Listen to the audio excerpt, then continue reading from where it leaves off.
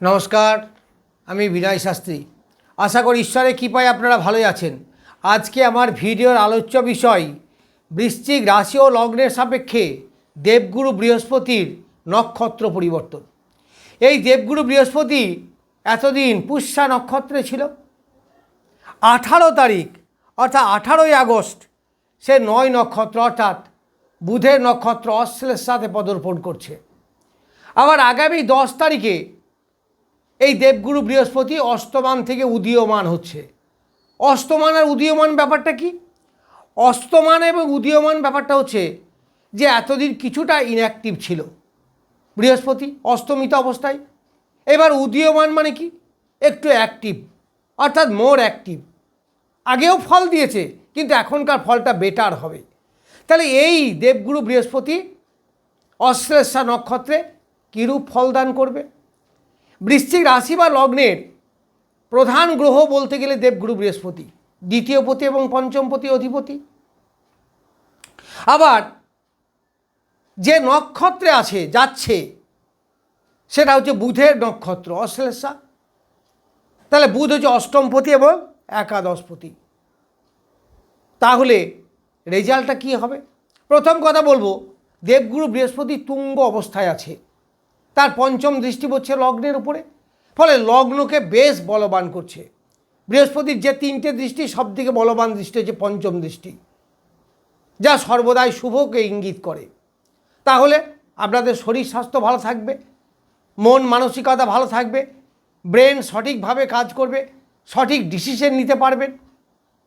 এবার দ্বিতীয় পতি যেহেতু তুঙ্গ ক্ষেত্রে আছে, তাহলে অর্থের একটা আবির্ভাব হবে, প্রচুর অর্থ উপার্জন আপনাদের এই সময় হবে, সেভিংস প্রচুর হবে, পরিবারকে নিয়ে সুখে শান্তিতে থাকতে পারবেন, আত্মীয় বর্ণের সঙ্গে একটা সুসম্পর্ক বৃদ্ধি আপনাদের এই সময়ে দেখা যাবে। আবার পঞ্চমপতি হিসাবে সন্তানের সাফল্য, সন্তানের শরীর স্বাস্থ্য সুস্থ থাকবে। যারা স্টুডেন্ট পড়াশুনো করছেন তাদের দারুণ ভালো সময়, বিশেষ করে হায়ার এডুকেশনে যারা আছেন, পিএইচডি লেভেলে যারা আছেন, মাস্টার্স করছেন এদের, কারণ পঞ্চমপতি তুঙ্গস্থ নবমে, নবম থেকে আমরা হায়ার এডুকেশনে বিচার করি। আবার অষ্টমপতি নক্ষত্রে আছে, ফলে পিএইচডি এগুলো সহজেই আপনাদের হবে, পিএইচডি করার সুযোগ আপনার কাছে সহজেই হাতে ধরা দেবে। এই বৃহস্পতি যেটা চরমভাবে দেবে সেটা হচ্ছে মানসিক শান্তি। নিজ চেষ্টায়, নিজ প্রচেষ্টায় আপনি অর্থ উপার্জন করতে পারবেন। কর্মে ডেভেলপমেন্ট, কর্মে উন্নতি, চাকরিতে প্রমোশন হওয়া, সাময়িক কালের জন্য বিদেশ ভ্রমণ বা জন্মভূমি থেকে দূরে কোথাও বেড়াতে যাওয়া সাময়িক কালের জন্য, সেখানে স্থায়ীভাবে নয়, কিছুদিন থাকলেন আবার চলে এলেন, বা তীর্থ ভ্রমণ, এইগুলো বেশ ভালো হবে। পিতার শরীর স্বাস্থ্য বেশ ভালো থাকবে। এই অষ্টমপতি নক্ষত্র আছে, তাহলে রিসার্চ, যারা অকাল সায়েন্সের ব্যবসা করেন তাদের ভালো, যারা গান বাজনা বা বাক্যবিচে ব্যবসা করেন তাদের পক্ষে বেশ ভালো, যারা সুদের কারবার করেন, লয়ার, অ্যাস্ট্রোলজার, এদের কিন্তু দারুণ ভালো সময়। যাদের প্রাইভেট পার্টে কোনো রোগ আছে সেখান থেকেও তারা মুক্তি পাবে, যেগুলোকে আমরা প্রাইভেট পার্ট বলি, মেয়েদের গাইনি প্রবলেম, আপনারা অনেকখানি মুক্তি পাবেন, কারণ একাদশপতির নক্ষত্র। তাহলে বুধ আপনার অষ্টমপতি এবং একাদশপতি, ফলে সাফল্য আপনাকে সহজেই ধরা দেবে। আপনারা সবাই জানেন একাদশ মানে কি? সাফল্যের জায়গা, যেখান থেকে আমরা সাকসেস বিচার করি, তাহলে সাকসেস আপনি পাবেন। এই বুধ এবং বৃহস্পতি কি দেয়? মূলত যেটা সবথেকে বেনিফিটেড, জ্ঞান, বিদ্যা, বুদ্ধি, স্মৃতিশক্তি বৃদ্ধি, এইগুলো ধীশক্তি বৃদ্ধি আপনার এই সময়ে হবে। আবার বিশেষ পরিচিত যারা লোক তাদের কাছ থেকে আপনি হেল্প পাবেন, দাদা, দিদি, কাকা, জ্যাঠা, জেঠিমা, এদের কাছ থেকে আপনারা হেল্প পাবেন এই সময়ে। আবার যারা গৃহ পরিবর্তন করতে চাইছেন তাদের গৃহ পরিবর্তন হবে, এক বাড়ি থেকে অন্য বাড়ি যাওয়া বা কোথাও বাড়ি করা বা বাড়ি ক্রয় করা, মানে বাড়ির পরিবর্তন, বাসস্থানের পরিবর্তন, এইগুলো হবে। অশ্লেষা বেশ ভালো নক্ষত্র, যেখানে যে জ্ঞান, বিদ্যা, বুদ্ধি, লেখনী শক্তি। এই অশ্লেষার মধ্যে কিছু আছে গোপনীয়তা।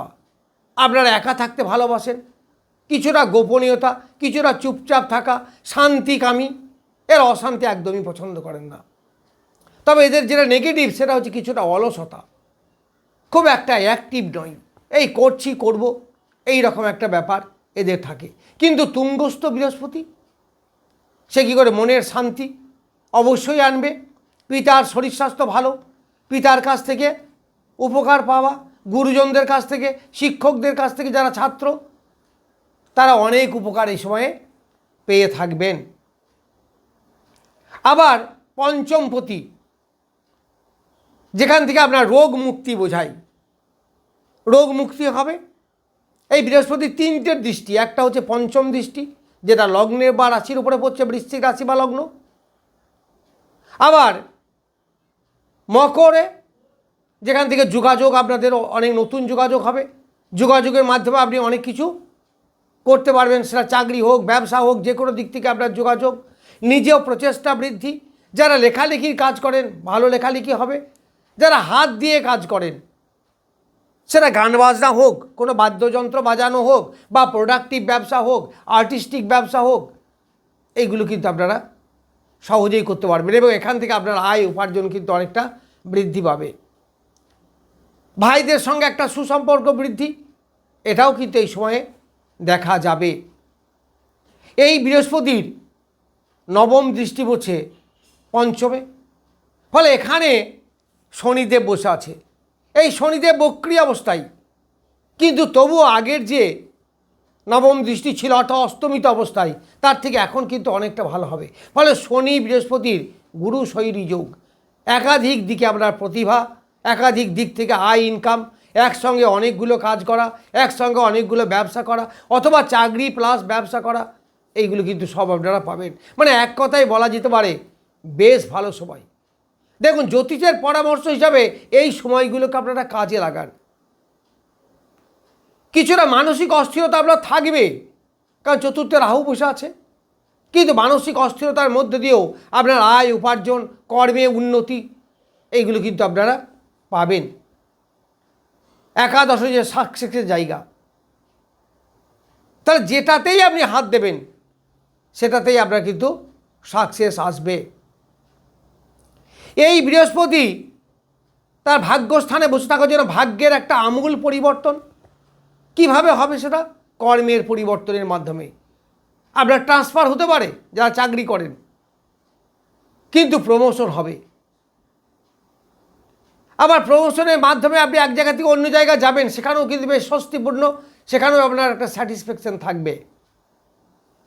অনেকেই বিবাহ যোগ অনুষ্ঠিত হবে, প্রেম প্রীতির ব্যাপারে একটা শান্তিময় জায়গা আপনারা এই সময়ে পাবেন।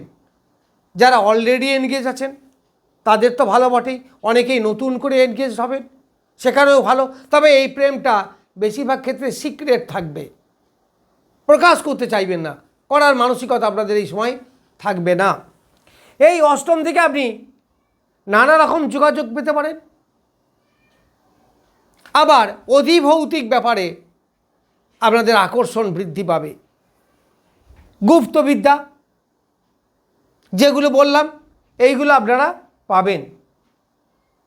তবে মাজা, কোমর বা কোমরের নিচে থাই, এই সব জায়গায় কিন্তু একটু সমস্যা আসতে পারে, পেন হতে পারে।